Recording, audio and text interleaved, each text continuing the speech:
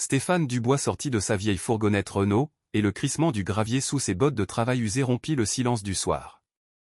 L'air crépusculaire, chargé de l'odeur du blé mûr et de la promesse d'une averse, était vif. Soudain, à une vingtaine de mètres sur le chemin vicinal abandonné, une forme humaine trébucha dans la lumière mourante. C'était une jeune femme, pieds nus dans une robe sombre, la tête dissimulée par un sac de jute, une apparition grotesque digne du Moyen Âge, tout à fait déplacée dans le paysage serein de la Bourgogne. L'instinct lui dicta de contacter immédiatement la gendarmerie, d'appeler Nicolas Bernard. C'était la chose sensée à faire. Pourtant, quelque chose dans sa gestuelle, une fragilité effarouchée rappelant un animal traqué, évoqua en lui le souvenir de sa fille, Chloé, au plus fort de ses crises d'épilepsie. Il y reconnut la même détresse muette, le même besoin vital d'une aide qui ne poserait pas de questions. Ce que Stéphane ne pouvait concevoir à cet instant, c'était que cette rencontre fortuite le mènerait, en moins d'une semaine, devant le maire pour s'unir à cette énigmatique jeune femme anabaptiste dont il ignorait presque tout.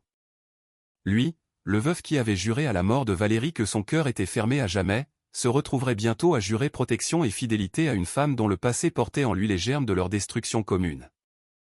Mais quel secret inavouable cette jeune femme dissimulait-elle pour le pousser à une décision aussi radicale? 3 mois auparavant, la vie de Stéphane Dubois suivait un cours bien différent. Son réveil, la même pendule en laiton que Valérie lui avait choisie pour leur 10e anniversaire, le tirait du sommeil à l'aube. Il traversait alors en chaussettes le plancher glacial de leur maison de campagne. Sa routine matinale était un rite immuable. Le café d'abord, noir et corsé, puis un long regard par la fenêtre de la cuisine vers les champs qui ondulaient à perte de vue, telle une mer émeraude sous le ciel bourguignon. C'était avant la mise en demeure de la banque, avant que les frais médicaux ne s'entassent sur la table, une pile menaçante de rappels pour les consultations du neurologue de Chloé et pour ses médicaments antiépileptiques, dont le coût dépassait l'entendement. C'était avant qu'il ne soit contraint de vendre son dernier équipement agricole Renault.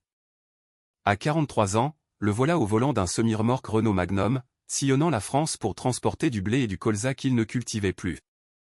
L'ironie était cruelle. Il était le convoyeur des céréales qu'il semait autrefois, voyant défiler derrière son pare-brise les récoltes des autres, alors que sa propre terre, sa fierté, était louée pour une bouchée de pain à son voisin, Thomas Nowak. Passer d'agriculteur à routier avait été une épreuve. Ses mains, jadis habituées à la terre et au maniement des moissonneuses-batteuses, apprenaient désormais la mécanique complexe d'un 40 tonnes. Son corps, façonné par le cycle des saisons, devait maintenant endurer la monotonie vibrante de l'autoroute, ces rubans d'asphalte sans fin qui reliaient des entrepôts anonymes. C'était un travail rude mais digne, et surtout, il payait les dettes.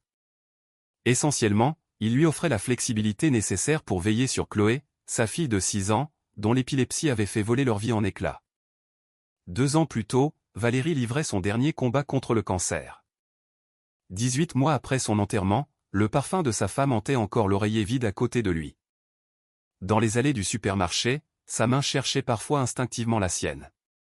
Il mettait de côté les meilleures histoires de ses voyages pour les lui raconter le soir, avant que la réalité ne le frappe à nouveau, elle n'était plus là. Leurs alliances, un simple anneau d'or et la bague de fiançailles au diamant discret, dormaient dans le haut de la commode, soigneusement pliés dans le papier de soie des pompes funèbres. Il avait tenté de les porter en pendentif, mais leur poids sur sa poitrine était celui de son chagrin, une charge insupportable. Les cacher lui semblait être une trahison, un effacement. Elle restait donc là, symbole d'un deuil inachevé. Le docteur Lambert avait été franc, avec une douceur professionnelle. Le deuil, monsieur Dubois, n'obéit à aucune horloge. Des mois pour certains, des années pour d'autres. Mais il viendra un temps où vous devrez choisir entre vivre dans le souvenir de Valérie et construire un avenir pour Chloé. Ces paroles l'avaient blessé par leur justesse. Chloé méritait plus qu'un père en mode survie. Elle avait besoin d'un guide pour lui montrer qu'on pouvait non seulement survivre aux tragédies, mais aussi s'épanouir. Les crises de Chloé s'étaient intensifiées récemment. Le stress, avait suggéré le médecin. Les enfants sont des éponges émotionnelles. Pourtant, Chloé était une force de la nature. Malgré la maladie, la perte de sa mère à 4 ans, le chaos de leur nouvelle vie, elle faisait face à chaque journée avec une curiosité et une ténacité qui forçaient son admiration. Elle avait embrassé leur nouvelle réalité avec une grâce enfantine, transformant les trajets en camion en expéditions fantastiques et leur petit appartement au-dessus du bistrot, chez Maurice, en un nid douillet rempli de ses œuvres d'art. Monique Nowak, leur voisine, une immigrée polonaise de 70 ans, était leur ancre. Ayant élevé 6 enfants, elle possédait une sagesse terrienne et une capacité à gérer les crises qui défiaient l'entendement. Elle s'occupait de Chloé pendant les absences de Stéphane, lui enseignant la confection des pierogies et la captivant avec des récits de son pays natal. « Tu es un bon père, Stéphane », lui disait-elle souvent avec son accent chantant. « Mais tu ne peux pas être 2 parents à la fois. Cette petite a besoin de voir un sourire sur ton visage, pas seulement le poids des responsabilités. » Il savait qu'elle avait raison, mais le chemin vers le bonheur lui semblait un précipice infranchissable. L'idée de refaire sa vie était absurde. Quand? Et avec qui? Une femme accepterait-elle un veuf endetté avec une enfant malade? Les quelques rencontres qu'il avait faites s'étaient soldées par le même regard fuyant lorsqu'il évoquait les crises, les médicaments, les urgences. Se concentrer sur le concret était plus simple. Ses trajets ne l'éloignaient jamais à plus de 500 km, lui garantissant de rentrer presque chaque soir. Le salaire était suffisant. Son dispatcher, Michel Durand, faisait preuve d'une grande humanité, aménageant son planning pour les rendez-vous médicaux de Chloé. La route, paradoxalement, lui offrait une forme de paix. Les heures solitaires lui permettaient de mettre de l'ordre dans ses pensées, de combattre les vagues de chagrin qui le submergeaient sans prévenir. La CB était une compagnie, une communauté invisible de voix qui partageaient la même solitude et la même fierté du travail accompli. Le gendarme Nicolas Bernard, un ami de longue date de Valérie, était devenu un pilier. Ils passaient régulièrement, partageant leurs repas, écoutant les histoires de Chloé avec une patience infinie, apportant une normalité bienvenue dans leur quotidien précaire. « Valérie n'aurait jamais voulu que tu t'enterres vivant », lui avait dit Nicolas un soir. « Elle aurait voulu que Chloé te voie retrouver le goût de vivre. » Les mots étaient sincères, mais ils arrivaient trop tôt. Stéphane était encore en apnée, luttant pour garder la tête hors de l'eau. Le bonheur était un concept abstrait, un luxe pour les autres. Mais le destin ne demande pas si l'on est prêt. Ce soir de fin septembre, alors qu'il rentrait de Beaune, sa remorque vide, il n'imaginait pas que sa vie allait être irrévocablement bouleversée.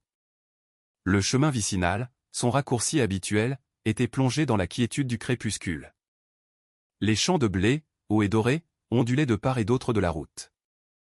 Il connaissait ce trajet par cœur, chaque courbe, chaque ferme. C'était son havre de prévisibilité. Une vieille chanson française passait à la radio, un air que Valérie aimait fredonner.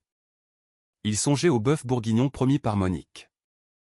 C'est alors que la forme sombre a surgi dans le faisceau de ses phares. Un chevreuil, pensa-t-il d'abord, un animal égaré. Il ralentit, et l'horrible vérité s'imposa. C'était une personne. Une jeune femme, pieds nus, une cagoule de toile de jute sur la tête. La prudence, aiguisée par des années sur la route, lui cria de se méfier. Mais une autre voix, plus profonde, s'éleva. Il revit Chloé, fragile et désorientée après une crise. Il se souvint de Valérie, dont le cœur était toujours ouvert aux âmes en peine. Il entendit les mots du docteur Lambert, choisir l'avenir, pas le passé. Le sifflement des freins à air déchira le silence. Le camion s'immobilisa dans un crissement de gravier. À travers le pare-brise, il la détailla mieux. Menue, une robe sombre jusqu'aux chevilles, les pieds meurtris. Le sac était maintenu par une simple ficelle. La scène hurlait le danger. Le bon sens lui ordonnait d'appeler Nicolas Bernard. Mais elle trébucha, un geste d'épuisement qui fit écho à la vulnérabilité de Chloé. Il pensa à tous ceux qui souffrent en silence, incapables de demander de l'aide. Il coupa le contact et descendit. L'air frais du soir sentait la pluie à venir. Le sifflet lointain d'un train ajoutait une note de mélancolie au tableau. « Mademoiselle ?»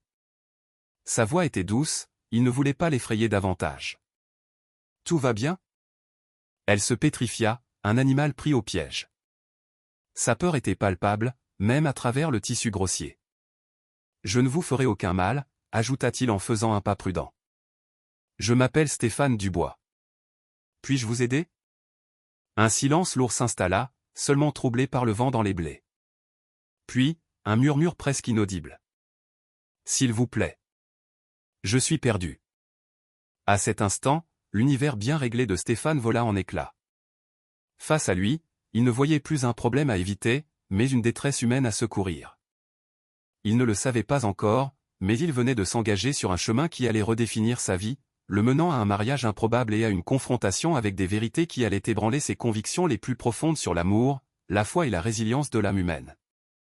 La jeune femme resta figée, une silhouette frêle se détachant sur le ciel violacé. Stéphane entendait le rythme affolé de sa respiration.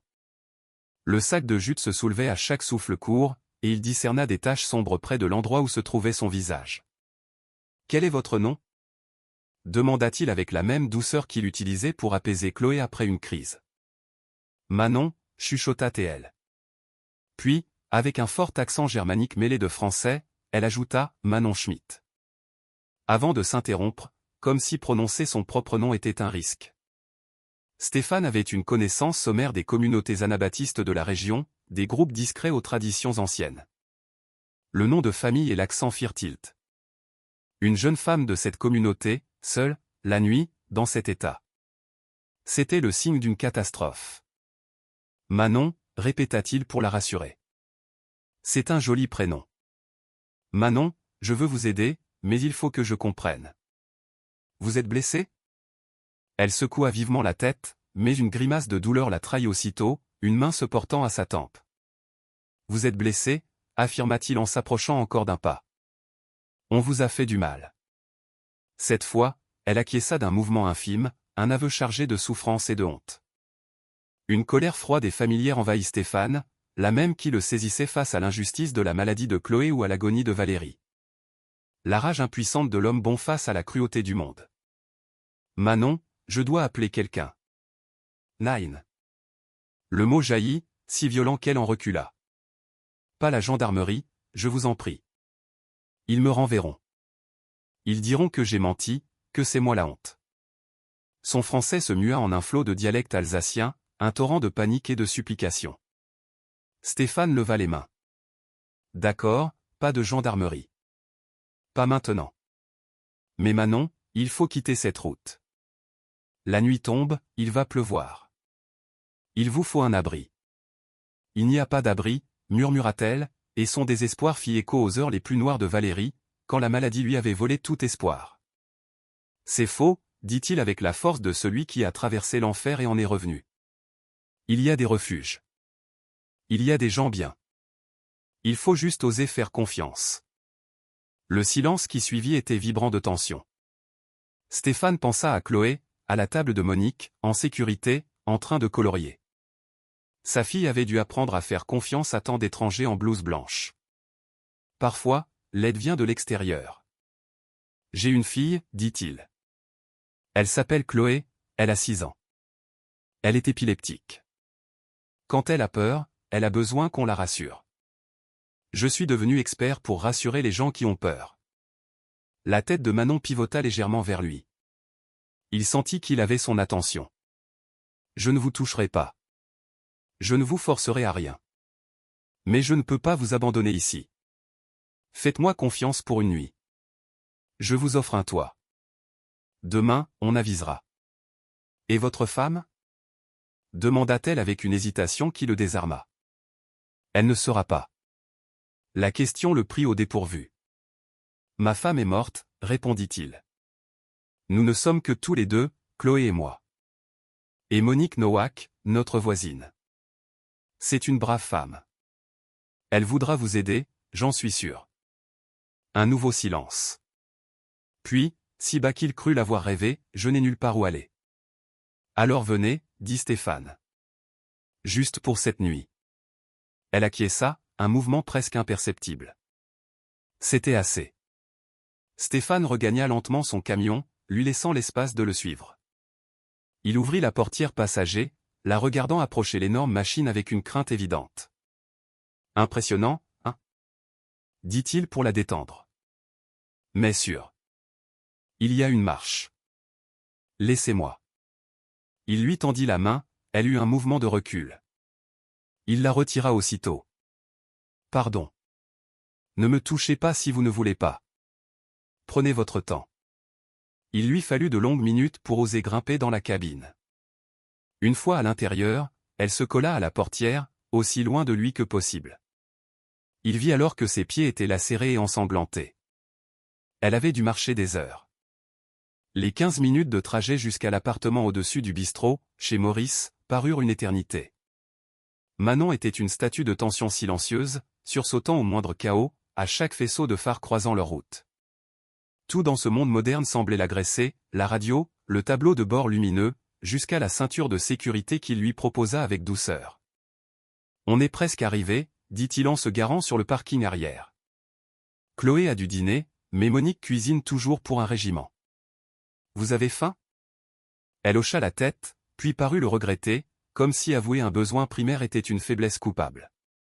Monique les attendait sur le seuil, le visage sillonné d'inquiétude en découvrant la jeune femme au sac de jute.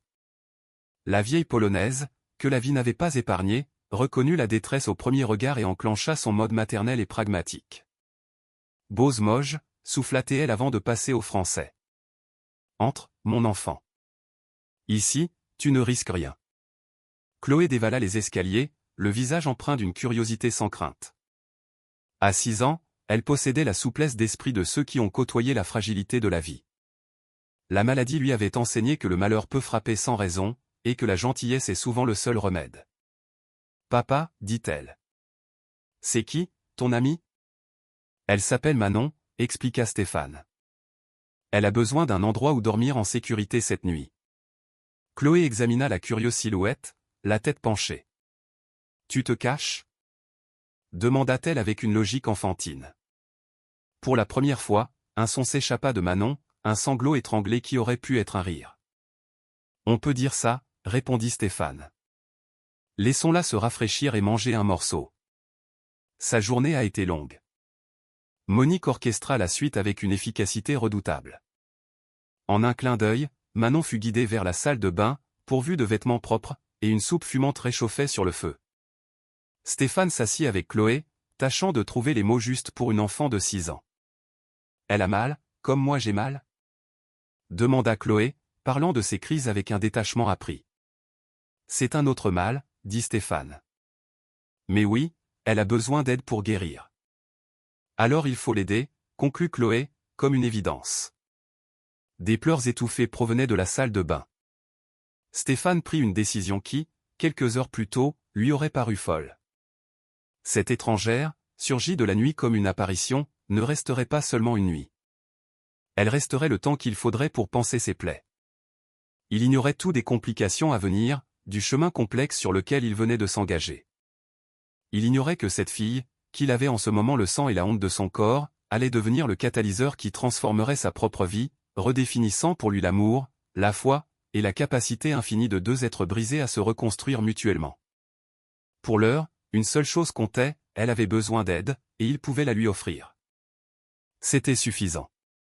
Le premier matin fut une épreuve d'adaptation pour tous. Stéphane fut réveillé par des voix tendues dans la cuisine.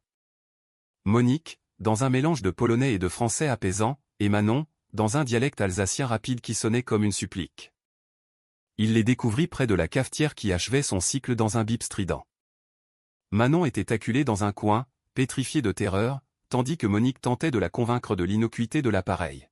« Elle a peur de l'électricité », lui expliqua Monique à voix basse. « De tout. La lumière, le frigo, le robinet. Tout ce qui a des fils fait du bruit. » Manon semblait au supplice, tordant le tissu de la robe de coton bleu que Monique lui avait prêtée. Sans le sac, son visage était désormais visible, révélant des traits fins mais abîmés par une coupure récente sur la joue et des cicatrices plus anciennes à la lisière des cheveux, témoins de violences répétées. « Je suis désolée, » murmura-t-elle avec un fort accent. « Je ne veux pas déranger. Je peux m'en aller. »« Vous n'irez nulle part, » affirma Stéphane, surpris par sa propre fermeté. « Vous ne dérangez pas, Manon. Vous n'êtes juste pas habitué. On va trouver des solutions. » Chloé entra, prête pour l'école, son cartable sur le dos. Elle observa Manon avec la curiosité directe de l'enfance, ses yeux s'attardant sur les cicatrices sans la gêne des adultes. « On t'a fait mal au visage ? » « Chloé !» la reprit Stéphane, mais Manon intervint d'un geste. « Oui, » répondit-elle simplement. « C'est méchant, » décréta Chloé. « On n'a pas le droit de faire du mal aux gens. »« Non, » convint Manon doucement. « On n'a pas le droit. » Cet échange simple sembla créer un lien entre elles. Chloé s'approcha, fascinée par la tenue traditionnelle de Manon. « Ta robe est jolie.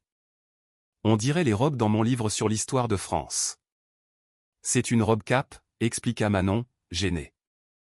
Dans ma communauté, toutes les femmes s'habillent ainsi. »« Pourquoi ?» demanda Chloé en s'attablant. Manon réfléchit. « Pour montrer que nous vivons à part. Que nous sommes des gens simples. »« Mais tu n'es pas simple, » rétorqua Chloé avec une logique imparable. « Tu es jolie. » Une rougeur colora les joues de Manon, et Stéphane aperçut l'esquisse d'un sourire, aussitôt réprimé. Monique servit le petit déjeuner. Manon mangeait avec une retenue qui en disait long sur l'éducation qu'elle avait reçue. Elle écoutait Chloé parler de sa prochaine dictée avec une attention avide, comme si elle redécouvrait la banalité d'une conversation normale. « Tu sais lire le français » s'enquit Chloé. Manon hocha la tête. « Un peu. On apprend surtout l'allemand et l'alsacien. Le français, c'est pour parler avec les gens du monde. » « Les gens du monde » Chloé était perplexe. « C'est le nom que les anabaptistes donnent à ceux qui ne font pas partie de leur communauté, » expliqua Stéphane. « Les étrangers, le monde moderne. » « Ah. Alors, pour toi, on est des gens du monde ?»« Oui, » dit Manon. « Mais des gentils gens du monde. » Une fois Chloé partie à l'école avec Monique, Stéphane se retrouva seul avec Manon. Elle attendait, les mains sur les genoux, comme un accusé attendant sa sentence. « Manon, » commença-t-il en se servant un café, en prenant soin de ne pas utiliser la machine. « Je ne vous demande pas de tout me raconter. Mais j'ai besoin de savoir, si vous restez ici, est-ce que quelqu'un pourrait venir vous chercher? Sommes-nous en danger ?» Elle resta un long moment silencieuse. « L'évêque viendra, dit-elle enfin. Les anciens aussi. Ils diront que je dois revenir. Que c'est la volonté divine. Et vous, vous ne voulez pas. Je ne peux pas. » Les mots claquèrent, irrévocables. « Si j'y retourne, d'autres filles souffriront. Et moi, » sa main effleura sa joue. « Je ne peux plus faire semblant. » La colère monta en Stéphane. « Qui vous a fait ça, Manon ?» Pierre Meyer, murmura-t-elle, le nom comme un poison sur ses lèvres. « Mon fiancé. Le mariage était arrangé depuis mes 16 ans. L'évêque disait que c'était un honneur. Pierre Meyer était un pilier de la communauté. Il ne l'était pas. Son rire était un son brisé. Le jour, oui. Mais la nuit, quand il venait me courtiser, elle frémit. Il disait que je devais apprendre l'obéissance. Que c'était la volonté de Dieu. Que si je parlais, je serais banni pour calomnie. » Stéphane reposa sa tasse avec un bruit sec. Manon sursauta. « Ça a duré combien de temps ? » 2 ans. J'ai 17 ans. Le mariage était le mois prochain. Elle le regarda, ses yeux vieillis par la souffrance. Il y a 3 nuits, il est venu après le coucher de mes parents. Pour s'assurer que je comprenais mes devoirs. J'ai résisté, et elle montra son visage. Il a dit que si je parlais, il dirait à tout le monde que j'étais une traînée qu'il avait provoquée. Le silence dans la cuisine était assourdissant. Stéphane imagina Chloé à sa place, et une rage froide le submergea. « Vous avez bien fait, » dit-il enfin. Partir était la seule solution. « Mes parents me croient morte, » dit-elle, les larmes coulant. « Ou pire, déshonorée. Mon nom ne sera plus jamais prononcé. »« Tant pis pour eux, » dit Stéphane avec une conviction féroce. Une famille qui choisit la réputation d'un monstre plutôt que la sécurité de sa fille n'est pas une famille. Manon le fixa, incrédule. « Vous ne comprenez pas. La communauté, c'est tout. Sans elle, je ne suis rien. »« C'est faux, » rétorqua-t-il doucement. « Vous êtes ici, avec ma fille, avec ma voisine. Vous n'êtes pas rien. Vous êtes une survivante.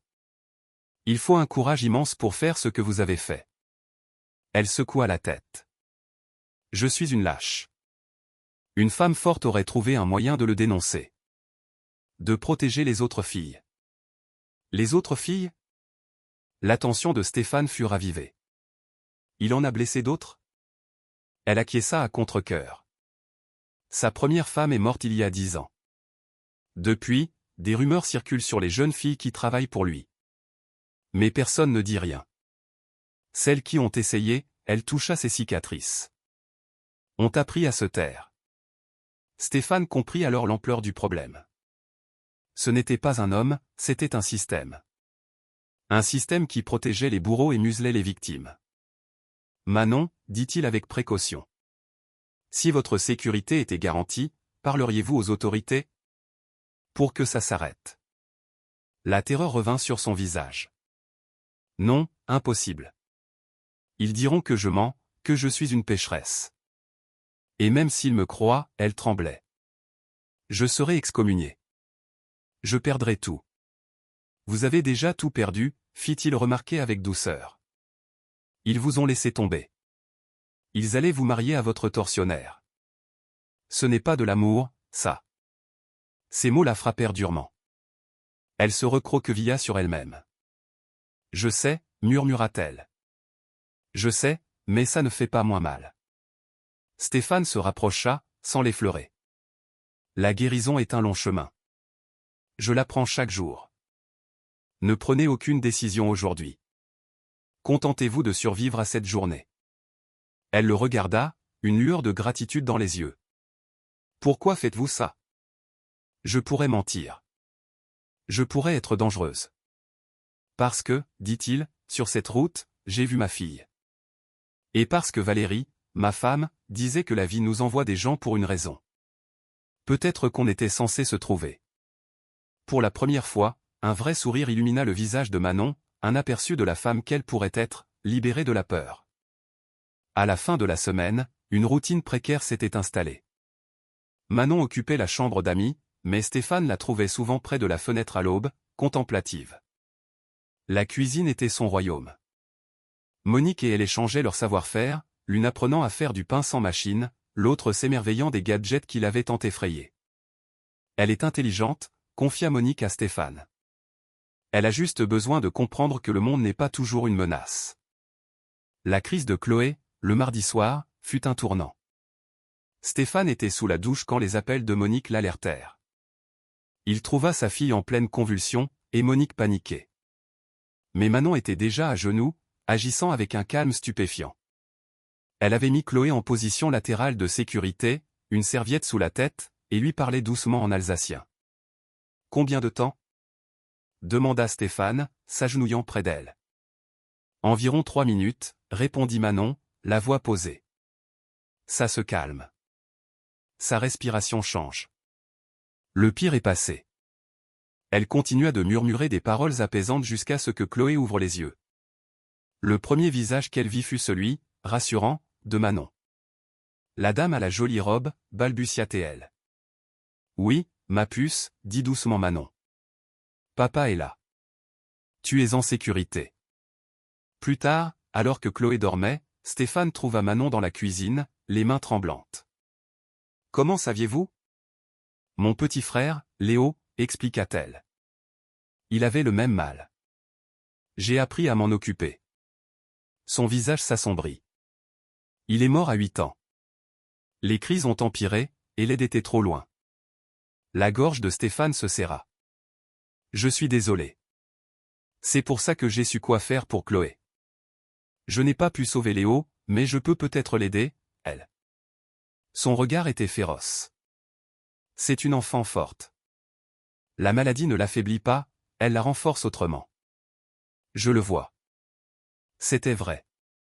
Chloé avait une résilience et une intuition incroyables. Son acceptation simple et directe de Manon, de ses cicatrices et de sa douleur, avait été plus thérapeutique que n'importe quelle approche adulte. Elle vous adore, dit Stéphane. Elle vous fait confiance. Les enfants sont des miroirs de vérité, répondit Manon. Ils ne font pas semblant. La crise avait scellé leur place dans cet étrange foyer. Manon devint une alliée précieuse dans la gestion de la maladie de Chloé, qui, en retour, lui servait de guide dans le monde moderne. Mais leur bulle ne pouvait durer. Le gendarme Bernard revint le vendredi. Stéphane, dit-il, acceptant un café tandis que Manon s'éclipsait. On se pose des questions. La communauté anabaptiste cherche une jeune fille. Les instincts protecteurs de Stéphane s'éveillèrent. Elle n'est pas perdue. Elle est ici de son plein gré. Je n'en doute pas, dit Nicolas.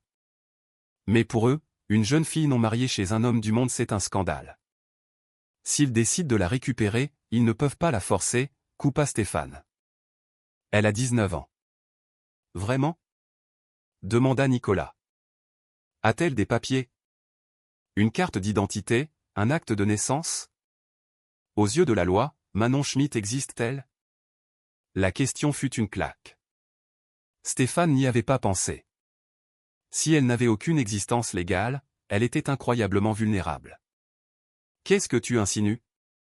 Que tu devrais consulter un avocat. Vite. Après son départ, Stéphane regarda Manon aider Chloé à faire ses devoirs. Une scène si normale, et pourtant si fragile. Manon, dit-il doucement. Il faut qu'on parle de vos papiers. Son visage se ferma. Je n'ai rien. Dans notre communauté, on n'a pas ça. Pas d'acte de naissance? Rien. Elle secoua la tête. Ma naissance est dans la Bible de l'Église. C'est tout. Stéphane comprit l'abîme juridique sous leurs pieds. Manon, légalement, vous pourriez ne pas exister. Si votre communauté revient, il sera très difficile de vous protéger. La peur revint dans ses yeux. Ils peuvent m'emmener de force? Je ne sais pas, avoua Stéphane. Mais il faut le découvrir. Il nous faut un avocat. Je n'ai pas d'argent. L'argent n'est pas le problème, dit-il. La protection, si. Et j'ai appris avec Chloé qu'il y a toujours des gens pour aider quand le système est contre vous. Ce soir-là, il appela Léa Moreau, l'avocate de la LDH qui les avait aidés pour Chloé et la succession de Valérie. Une femme brillante et tenace. Stéphane, dit-elle, sa voix chaleureuse. Comment allez-vous? Ça va. Mais j'ai un problème complexe. Il lui expliqua tout. Il l'entendait prendre des notes, poser des questions précises. C'est très sérieux, conclut-elle. Sans identité légale, elle est à leur merci. Mais il y a des solutions. On peut faire reconnaître sa naissance, lui créer un état civil. Mais est-elle prête à l'exposition que cela implique? Son histoire, les abus, tout deviendra public. Pour quelqu'un de sa culture, c'est un second viol. Stéphane songea à Manon, sans doute éveillée dans sa chambre, luttant contre ses démons.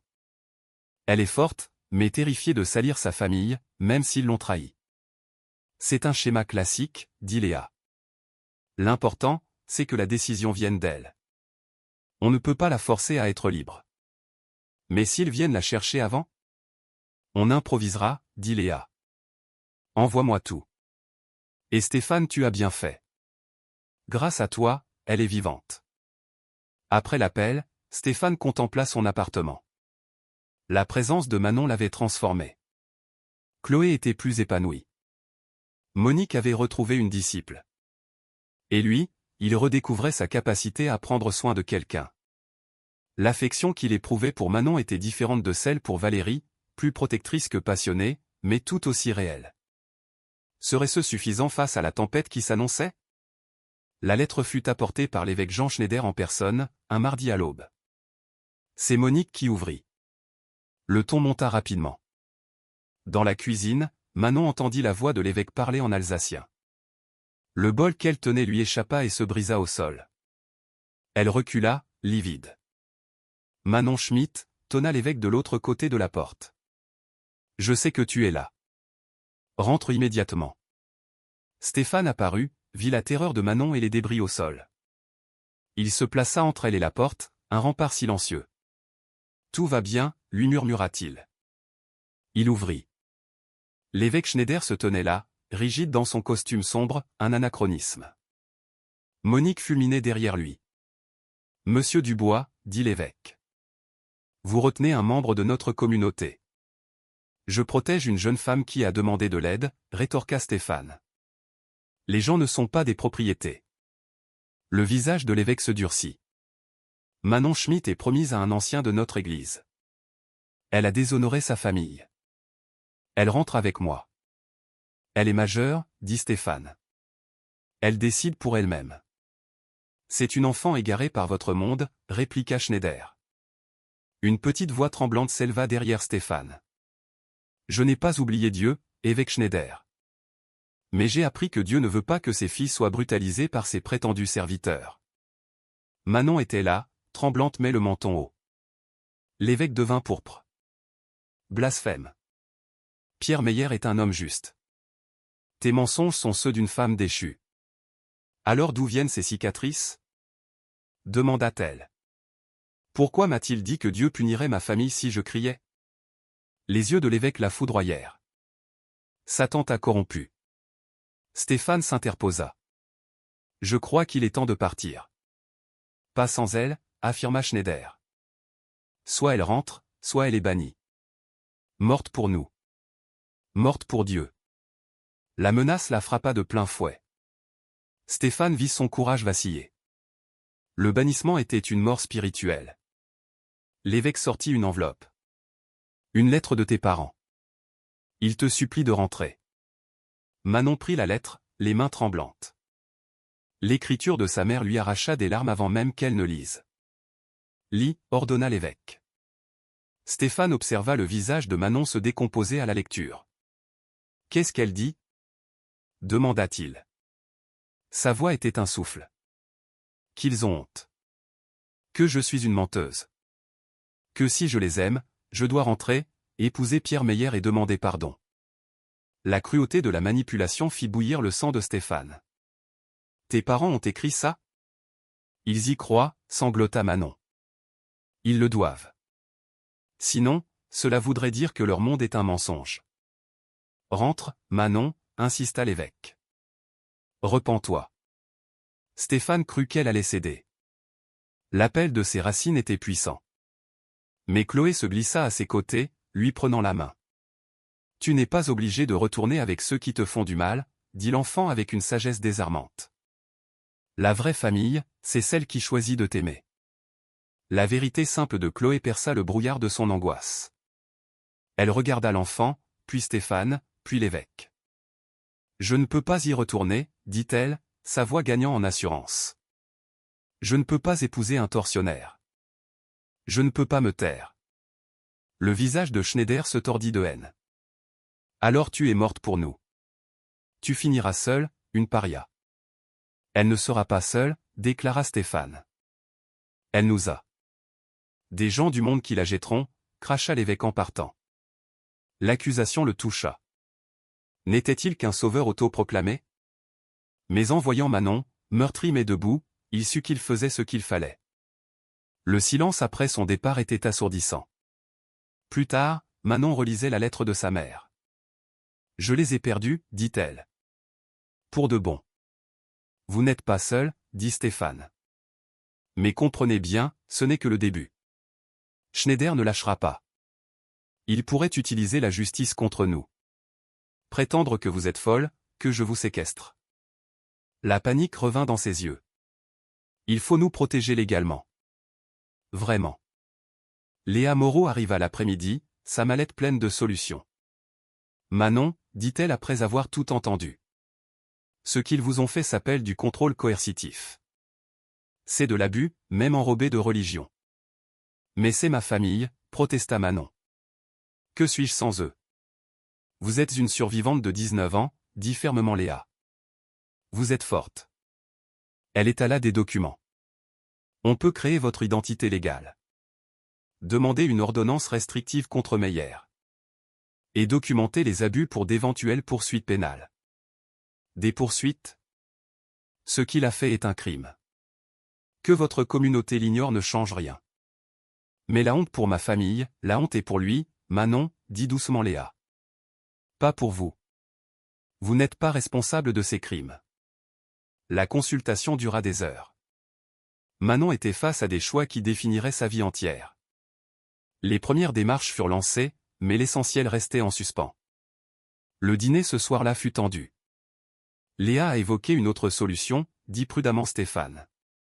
Une protection juridique immédiate, sans attendre les lenteurs administratives. Les yeux de Manon s'écarquillèrent. Laquelle? Le cœur de Stéphane battait la chamade. Le mariage. Si nous nous marions, vous devenez ma femme aux yeux de la loi. Intouchable. Le silence fut total. Monique cessa de manger. Chloé les regardait, perplexe. Manon le fixa, abasourdi. Le mariage? Répéta T.L. Pas un vrai mariage, s'empressa-t-il d'ajouter. Enfin, si, légalement. Mais un arrangement. Pour vous protéger. Temporaire, si vous le souhaitez. Manon réfléchit longuement. Vous feriez ça? Pour une inconnue? Vous n'êtes plus une inconnue, dit-il, et il fut surpris par la vérité de ses propres mots. Vous faites partie de la famille. Il faut que je réfléchisse, dit-elle. Prenez votre temps, répondit-il, tout en sachant que le temps était un luxe qu'il n'avait plus. 3 jours plus tard, elle le rejoignit sur le balcon à l'aube. J'ai décidé, dit-elle. Il retint son souffle. Quelle que soit votre décision, elle sera la bonne. Elle sourit. Vous êtes un homme bon, Stéphane Dubois. Valérie a eu de la chance. C'est moi qui ai eu de la chance, dit-il, une réponse apprise par cœur. Oui, dit-elle. Tous les deux. Le vrai amour est si rare. Ils observèrent Monique arroser ses fleurs en bas. Elle leur fit un signe complice. J'accepte de vous épouser, dit Manon d'un trait. Pour la protection. Pour la sécurité. Pour avoir une chance de choisir ma propre vie. Un mélange de soulagement et d'anxiété l'envahit. Vous êtes sûr? C'est une rupture définitive avec votre monde. Je sais, dit-elle, sereine. Chloé a raison. La famille, c'est celle qu'on choisit. Je veux choisir la mienne. Manon, dit-il gravement. Légalement, vous serez ma femme. Mais je n'aurai jamais aucune exigence sur vous. Votre corps, vos choix, votre avenir vous appartiennent. Son regard était un mélange de surprise et de gratitude. Vous le promettez? Surtout parce que vous serez ma femme, dit-il. Le mariage, c'est un partenariat, pas une possession. Valérie me l'a appris. La cérémonie à la mairie fut sobre, en contraste total avec la complexité de leurs émotions. Madame la juge Sophie Girard posa les questions rituelles. Léa et Monique étaient témoins, Chloé aussi. Manon portait une simple robe bleue et un petit bonnet blanc, un compromis entre ces deux mondes. Stéphane avait mis la même tenue qu'à l'enterrement de Valérie, une pensée qu'il chassa aussitôt. Oui, dirent-ils, leur voix résonnant dans la salle vide. Au nom de la loi, je vous déclare mari et femme. Il se pencha et déposa un baiser respectueux sur sa joue. Elle ferma les yeux, ne tressaillant pas. C'était le premier contact masculin doux depuis son enfance. Félicitations, Madame Dubois, dit la juge. Madame Dubois. Le nom était étrange, un bouclier, une nouvelle peau. La fête fut simple. Un festin polonais préparé par Monique. Des guirlandes en papier faites par Chloé. Léa leur expliqua les prochaines étapes. Le mariage vous donne du temps, dit-elle. Du temps pour devenir vous-même, sans peur. Et si je ne sais pas qui je suis? Demanda Manon. Alors vous avez le temps de le découvrir, répondit Léa. C'est ça, la liberté. Plus tard, seul dans le salon, la gêne était palpable. Rien ne change, dit Stéphane. Vous gardez votre chambre, votre indépendance. Sur le papier, nous sommes mariés. Dans la vie, nous sommes des amis. Manon tripotait l'alliance simple qu'ils avaient achetée le matin même. Et les autres? Les voisins, l'école? On gérera, dit-il. L'essentiel, c'est que vous soyez en sécurité. Mais les détails devinrent vite compliqués. La nouvelle se répandit. Certains admiraient son geste, d'autres le jugeaient. Le veuf et la jeune Anabaptiste, les rumeurs allaient bon train. Le docteur Lambert s'inquiéta. Le dispatcheur fit des blagues lourdes. Les gens aiment les histoires simples, philosopha Monique. L'amour ou le scandale. Ils ne comprennent pas la survie. Manon était reconnaissante mais épuisée par les regards, les sous-entendus. Et puis, il y avait ses propres sentiments, qui devenaient plus complexes que la simple gratitude. Elle se surprenait à l'attendre, à apprécier sa force tranquille, sa douceur avec Chloé. Elle remarquait les plis au coin de ses yeux quand il riait. L'idée de tomber amoureuse de son mari de convenance était vertigineuse. Elle n'avait aucun repère pour une relation saine. Et puis, il y avait le fantôme de Valérie, son alliance qu'il portait toujours. Elle n'était qu'une responsabilité, pas un choix du cœur. Une autre crise de Chloé, plus violente, les souda dans l'action. Dans l'après-coup, alors qu'il veillait l'enfant endormi, il lui prit la main. « Merci, dit-il. Je ne sais pas ce que j'aurais fait sans toi. » « Vous auriez géré, répondit-elle, sans retirer sa main. « Oui, mais c'est mieux à deux. » Les mots restèrent en suspens. Monique les vit, main dans la main, et sourit avant de s'éclipser. Cette nuit-là, Manon ne dormit pas. Elle était mariée à un homme bon. Elle était en sécurité. Elle avait une famille. Mais elle vivait un arrangement de convenance alors que son cœur commençait à désirer la vérité. Avait-elle le courage de tout risquer en avouant ses sentiments? Demain, peut-être. La révélation arriva sous les traits de Lila Klein, 17 ans, trempée et terrifiée, sur leur seuil un jeudi soir. « Je cherche Manon, dit-elle. »« Manon Dubois, » corrigea Stéphane. Manon la reconnut et la fit entrer. « Lila. Comment m'as-tu trouvé? » « C'est le docteur Lebrun, » balbutia la jeune fille. « Elle a dit que vous comprendriez. » Sandrine Lebrun, l'infirmière qui faisait le pont entre les deux mondes. L'histoire de Lila, racontée entre deux sanglots, était un écho macabre de la sienne. Pierre Meyer était devenu ancien dans sa communauté. Il l'avait prise pour l'instruire. Les mêmes mots, les mêmes gestes, la même terreur. « Mes parents ne m'ont pas cru, dit-elle. Ils ont dit que je devais être reconnaissante. »« Alors tu as fui, dit Stéphane. »« Pas tout de suite. J'ai essayé de croire que c'était ma faute. Et puis j'ai trouvé les photos. » La tasse de Manon se brisa au sol. Lila sortit une enveloppe et étala son contenu. Des dizaines de polaroids. Des jeunes filles anabaptistes, dénudées, terrifiées. Manon reconnut certains visages. « Il y a plus, dit Lila. Il garde tout. Des lettres. Des archives. » Le regard de Manon se figea sur une photo. Une jeune fille qui lui ressemblait trait pour trait. « Ma cousine, Clara, dit-elle, la voix blanche. Morte il y a 2 ans. D'une pneumonie, disait-il. » Elle prit la photo. Elle était fiancée au fils de Meyer. « Elle ne s'est pas laissée mourir, dit doucement Lila. Elle s'est tuée. Il y a une lettre. Elle ne pouvait plus vivre avec ça. » Stéphane comprit. Ce n'était pas un prédateur isolé, c'était un système de silence et de complicité. « Combien ? » demanda-t-il. « Les photos remontent à 15 ans, murmura Lila. Au moins 30 filles. » Manon se leva, le regard perdu. « Il faut l'arrêter. »« Mais qui nous croira ?» sanglota Lila. « Nous sommes des survivantes, dit Manon. Et nous avons des preuves. »« C'est assez pour le faire condamner à perpétuité, dit Stéphane. »« Mais cela exposera des dizaines de femmes, dit Manon. »« Cela détruira des familles, notre communauté. »« Et cela sauvera les prochaines, rétorqua doucement Stéphane. » Lila sortit la lettre de Clara. Manon la lut à voix haute. C'était un appel à l'aide d'outre-tombe. Un testament de la souffrance et un appel au courage. La lettre se terminait par une liste de noms. Celui de Manon était en haut. Monique pleurait. Cette pauvre enfant. Elle n'était pas seule, dit Manon férocement. Elle nous a. Nous allons finir ce qu'elle a commencé. Qu'est-ce qu'on fait ? Demanda Lila, entre espoir et terreur. On dit la vérité, déclara Manon. Toute la vérité.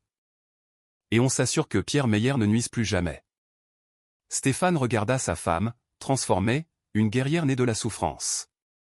Il faut appeler Léa. Ce soir. Et les autres filles sur la liste ? Hésita Lila. Leurs vies seront détruites. Elles le sont déjà, dit Manon. Elles vivent dans le mensonge. On va leur donner le choix. Le choix de parler, en sachant qu'elles ne sont plus seules. Mais leur silence n'achètera plus le nôtre. La pluie tombait, mais dans la cuisine, un front venait de se former. 3 femmes, unies par la douleur, étaient devenues une force. Stéphane regarda Manon, non plus la fille perdue, mais une femme prête à changer le monde. Les preuves sur la table étaient la clé de la justice. Ce soir, ils allaient élaborer une stratégie. Demain, la guerre commencerait. Mais d'abord, il allait appeler Léa Moreau pour lui annoncer l'affaire de sa vie. Les 2 semaines suivantes furent un chaos organisé. Léa Moreau alerta l'unité de protection de l'enfance de la gendarmerie, et Sandrine Lebrun servit d'interprète culturel. Manon contacta chaque femme de la liste de Clara. Ce fut un pèlerinage douloureux et édifiant. Certaines lui raccrochèrent au nez. D'autres s'effondrèrent, libérant des années de douleurs refoulées. Camille Fischer, 25 ans, mariée, 3 enfants, abusée à 14 ans. Je croyais être la seule, sanglota TL. Alice Dubois, 19 ans, exilée en Lorraine pour avoir dit non. Mes parents l'ont cru, lui. Mais je préfère être une paria qu'une complice. 8 femmes acceptèrent de témoigner. Les séances de préparation avec Léa étaient brutales. Manon dut tout revivre, tout détailler. La défense vous démolira, prévint Léa. Ils diront que vous êtes une menteuse, une séductrice. Je sais, dit Manon. Je suis prête. L'êtes-vous? Insista Léa. Ils utiliseront votre mariage contre vous. Stéphane, silencieux jusqu'alors, intervint. Alors ils m'auront en face. Qu'ils expliquent pourquoi un veuf aurait épousé une séductrice pour la protéger et non pour en profiter. Sa férocité les surprit tous. Ses sentiments pour Manon avaient changé de nature. Ce n'était plus de la pitié, mais une admiration profonde, un amour naissant. Il passait ses nuits à s'inquiéter pour elle. Manon aussi avait senti ce changement. La distance s'était muée en un partenariat évident. Leur conversation n'était plus seulement pratique, mais intime. Un soir, sur le balcon, elle posa la question qui la rongeait. Et après? Après le procès? Il la regarda, grave. Qu'est-ce que tu veux dire? Notre mariage. Il n'aura plus de raison d'être. La question le frappa. L'imaginer partir lui était intolérable. C'est ce que tu souhaites? Partir? Elle hésita. Je ne sais pas ce que je veux. On ne m'a jamais appris à vouloir. Alors peut-être que c'est la réponse, dit-il. Prends le temps de le découvrir. On verra. Et si je découvre que je ne veux pas d'un mariage né de la pitié? Le mot pitié le blessa. C'est ce que tu crois? Que c'est de la pitié? N'est-ce pas? Vous avez aidé une fille brisée. Mais je ne suis plus cette fille. Je n'ai plus besoin de votre protection. Non, convint-il. Tu n'en as plus besoin. Tu es devenue une femme extraordinaire. Forte, courageuse. Ce que je ressens pour toi n'a rien à voir avec la pitié. Ça a tout à voir avec, il s'arrêta. Avec quoi? Demanda-t-elle, le cœur battant. Il la regarda, voyant la femme qu'elle était devenue. Avec l'amour. Pas celui que j'avais pour Valérie. Un autre amour, fait d'admiration, de partenariat. Le désir de passer le reste de ma vie avec toi. L'aveu flotta entre eux. Des larmes de soulagement perlèrent aux yeux de Manon. Je t'aime aussi, murmura-t-elle. J'avais si peur de le dire. Je t'aime, Stéphane. Pas mon sauveur, mais l'homme qui me voit, moi, et qui m'aime. Leur premier vrai baiser fut une promesse, une découverte. Après le procès, dit-il, je t'emmènerai en lune de miel. Pour recommencer, en tant que mari et femme. J'adorerais, dit-elle en souriant. Chloé les interrompit. Un journaliste du Progrès de la Bourgogne était à la porte. Le cirque médiatique commençait. Aucun commentaire, dit fermement Stéphane. Léa les appela. Préparez-vous, ça va être sale. L'avocat de Meyer joue la carte de la persécution religieuse. La prédiction se réalisa. Les journalistes les harcelèrent. Les chaînes d'infos en continu s'emparèrent de l'affaire. Manon fut dépeinte tour à tour en héroïne et en démone. Le stress les rongeait. Chloé faisait des cauchemars. Monique toussait d'anxiété. Manon commença à douter. Je devrais peut-être me retirer, dit-elle un soir. Les autres peuvent témoigner sans moi. Elles ont besoin de vous, rétorqua Sandrine Lebrun. Vous êtes leur encre. Si vous cédez, elles céderont aussi. Mais ma famille, sanglota TL, regardant Chloé blottie contre Stéphane. Ta famille est solide, dit-il. On savait que ce serait dur. Faire ce qui est juste l'est toujours. Une pierre brisa leur fenêtre, avec un mot d'insulte et de menace. C'en était trop. Cette nuit-là, sa décision fut prise. Je témoigne, dit-elle, sa voix d'acier. Quoi qu'il fasse, je ne reculerai pas. Pour Clara. Pour les autres. Pour toutes les filles qui viendront après. Tu es sûr? Demanda Stéphane. Certaine, répondit-elle. Je ne suis plus la fille effrayée de la route. Je suis une femme aimée, avec une famille à défendre. Et une vérité à dire. Demain, le monde l'entendra. Le jour du procès, le tribunal était assiégé. Manon traversa la foule au bras de Stéphane, un roc dans la tempête. À l'intérieur, Pierre Meyer était assis, impassible. Il ne la regarda pas, mais elle sentit son aura malveillante. Léa et le procureur Marc Fournier étaient prêts. Les autres survivantes étaient là, unies. Monique, Sandrine, leur famille de cœur. Madame la juge Marie Lambert, réputée pour sa rigueur, ouvrit la séance. Le ministère public appelle Madame Manon Dubois. Elle s'avança, les jambes flageolantes, mais le cœur ferme. Elle n'était pas seule. Elle jura de dire la vérité, la main sur la Bible, consciente de l'ironie. Madame Dubois, commença le procureur Fournier. Comment connaissez-vous l'accusé? Elle raconta tout. Les fiançailles forcées, la préparation, les abus, la violence, le chantage psychologique et religieux. Sa voix était claire, posée. Je me sentais impuissante, dit-elle. Moins qu'humaine. Et j'ai douté de tout, même de Dieu. Elle décrivit la dernière agression, les blessures, la honte qui l'avait poussée à se couvrir le visage. Elle raconta sa fuite, sa rencontre avec Stéphane. Il m'a sauvé la vie. Votre mariage, Madame Dubois. N'est-ce pas une tentative de justifier votre fuite? J'ai épousé Stéphane pour la protection qu'il m'offrait. Mais surtout parce qu'il m'a montré ce qu'est un homme de bien. Un protecteur, pas un prédateur. Il m'a appris que le mariage est un partenariat, pas une prison. Pourquoi témoignez-vous aujourd'hui? Pour ma cousine Clara, qui s'est suicidée. Pour Lila et les autres. Pour que plus aucune fille n'ait à choisir entre l'abus et l'exil. L'avocat de la défense, Patrick Lefebvre, entama un contre-interrogatoire agressif. Il insinua une relation consentie, une vengeance, la manipulation. À chaque attaque, Manon répondit avec une dignité qui le désarmait. N'avez-vous pas des antécédents psychiatriques?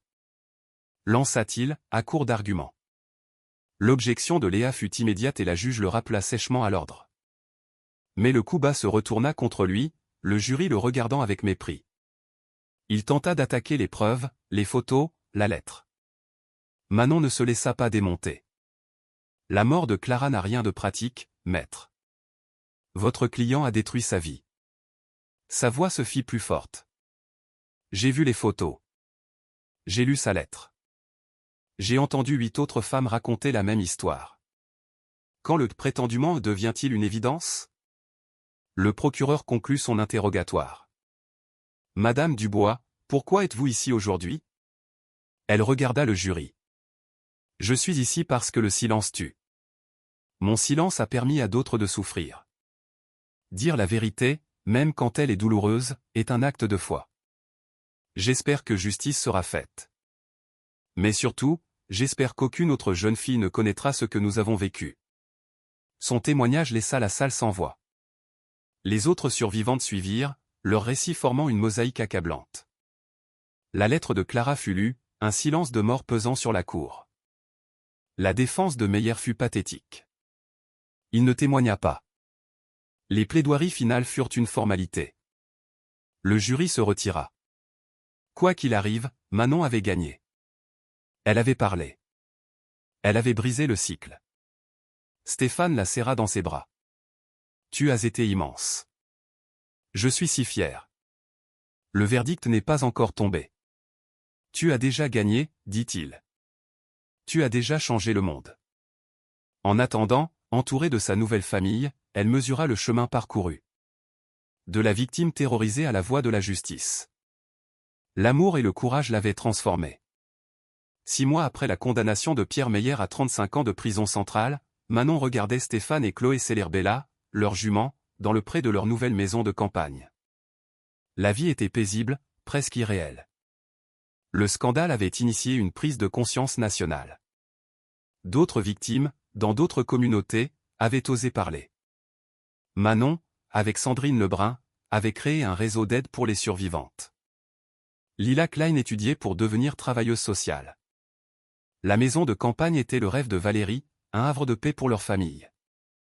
Stéphane l'avait convaincu que Valérie aurait voulu cela, le bonheur, les rires d'enfants, l'amour après le deuil. La chambre d'amis était devenue une nurserie. Leur premier enfant était attendu dans 3 mois. Chloé, sans crise depuis 6 mois, était une grande sœur enthousiaste. Elle appelait Manon en maman. Monique s'était installée dans l'appartement au-dessus de la grange, la matriarche bienveillante de leur clan. Manon, cria Chloé. Viens voir. Elle sortit, la main sur son ventre. L'air sentait le chèvrefeuille. Le chant d'une alouette flottait dans l'air. Stéphane la rejoignit, son sourire illuminant son visage. Les rides de chagrin avaient été remplacées par des rides de joie. Tu es magnifique, dit-il. La vie me va bien, répondit-elle. Parfois, j'ai du mal à y croire. Crois-y, murmura-t-il. Tu l'as bien mérité. Il sortit une enveloppe. Les papiers de l'adoption. C'est officiel. Tu es sa mère, légalement. Les larmes montèrent aux yeux de Manon. Le soir, à table, entourés de leurs amis, Stéphane fit l'annonce. Chloé explosa de joie. Vraiment? Manon est ma maman pour toujours? Pour toujours, confirma Manon, la serrant contre elle. Sandrine Lebrun leva son verre de jus de pomme. Aux familles du cœur, au courage de choisir sa vie, et à la promesse de la guérison. Plus tard, sur le porche avec Léa, elle regardait les lucioles. Des regrets? Demanda l'avocate. Manon réfléchit. Je regrette la douleur. La mort de Clara. Mon long silence. Mais mes choix, depuis que j'ai trouvé le courage de les faire? Jamais. Tu as changé le monde, dit Léa. Nous avons changé le monde, corrigea Manon. Cette nuit-là, dans le lit, à côté de Stéphane, elle songea à l'imprévisibilité de la vie. Un mariage de convenance devenu un grand amour. Un refuge devenu un foyer. Une tragédie devenue une mission. Stéphane, murmura-t-elle. Merci.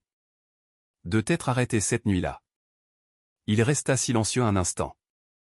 C'est moi qui te remercie. De m'avoir appris à aimer à nouveau. De m'avoir montré que même brisé, on peut construire quelque chose de magnifique.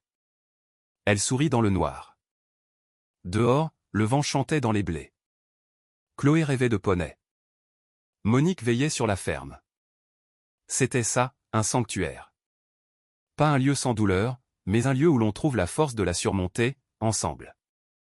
La fille au sac de jute avait trouvé bien plus qu'une issue de secours. Elle avait trouvé un foyer.